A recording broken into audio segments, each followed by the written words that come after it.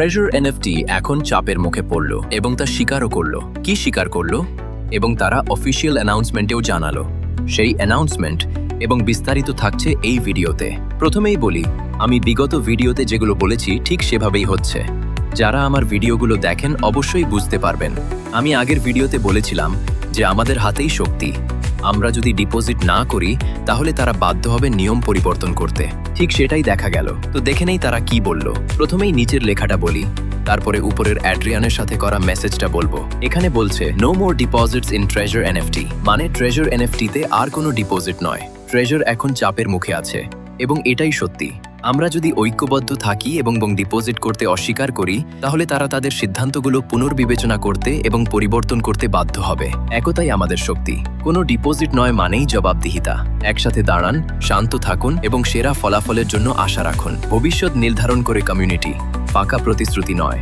তো দেখলেন আমার কথাগুলো ঠিক প্রমাণিত হচ্ছে। তারা আবারও ডিপোজিট করতে বন্ধ করলো। যদি আমরা ডিপোজিট না করি তাহলে তারা বাধ্য হবে সিদ্ধান্ত পরিবর্তন করতে। তাই করতে চলেছে তারা।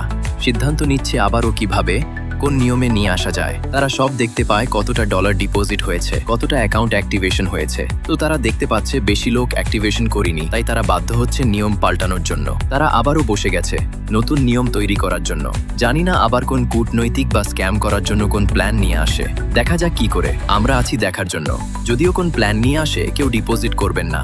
আগে দেখুন, যাচাই করুন, আমার আপডেটগুলো দেখুন, তারপরে যদি ভালো মনে হয় তো করবেন। তবুও আমি বলছি ডিপোজিট করবেন না, ছোট অ্যামাউন্ট হোক আর বড় অ্যামাউন্ট হোক। তো এবার দেখুন এই মেসেজের স্ক্রিনশটটা।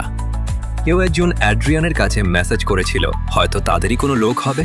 তো সে বলল, আমার মনে হয় তুমি চাও না ট্রেজার আবার স্বাভাবিক অবস্থায় ফিরে আসুক। এই কারণেই তুমি এই ডিপোজিট স্কিমগুলো আনছো। ট্রেজার এই আপডেট পরিবর্তন করবে কিনা, নাকি কমিউনিটি ট্রেজার থেকে সরে যাবে? শুধু এমন কিছু দিয়ে উত্তর দিন যাতে সম্প্রদায় সিদ্ধান্ত নিতে পারে। তার এই লাস্ট মেসেজের ধরন দেখে আমি বুঝতে পারছি এটা তাদেরই লোক। ট্রেজার এনএফটি টিমের কোনো সদস্য হবে।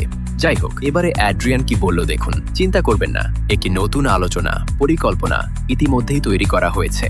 তো দেখলেন তাদের পরিকল্পনা অলরেডি তৈরি হয়ে গেছে। তারা প্রথমেই বুঝতে পেরেছে এভাবে কেউ ডিপোজিট করবে না, তাই তারা আগাম কোনো পরিকল্পনা করে নিয়েছে। পরিকল্পনাটা এমন হতে পারে, হয় তারা সরাসরি হুমকি দিতে পারে। কিরকম হুমকি? আইডি হারানোর হুমকি দিতে পারে। খুব কড়া পদক্ষেপ নিতে পারে যে যদি কেউ ডিপোজিট না করে তাহলে তারা তাদের আইডিগুলো হারিয়ে ফেলবে। এমন কোনো হুমকি তারা নিয়ে আসতে পারে। আর নয়তো কোনো লোভনীয় অফার নিয়ে আসতে পারে। তো আইডি হারানোর হুমকি এর আগেও কয়েকবার দেয়া হয়েছিল, কিন্তু তারপরেও আইডিগুলোর কিছু হয়নি। বলা হয়েছিল যে সময় TEUFT টোকেন লঞ্চ হয়েছিল তখনও বলেছিল $50 ডিপোজিট করতে হবে, না হলে অ্যাকাউন্ট নিষ্ক্রিয় করে দেওয়া হবে। কিন্তু পরে কিছুই হলো না, এখনো সেই সব অ্যাকাউন্ট ঠিক আছে। তো এই ধরনের হুমকি আসলে ঘাবড়াবেন না।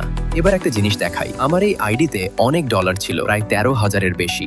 সেগুলো ট্রেজার এনএফটির স্ট্যাকিং এর কালেকশনে ছিল, কিন্তু সেগুলো আমার লক ওয়ালেটে আসেনি। এমনটা কি শুধু আমার হয়েছে নাকি অন্যান্য সবার এমন হয়েছে জানি না। আপনাদের কি হয়েছে কমেন্ট করে জানান। যদি এই রকম হয় তাহলে এই আইডিতে $255 ডিপোজিট করা হয়েছিল। সেগুলোর কি কোনো দাম নাই?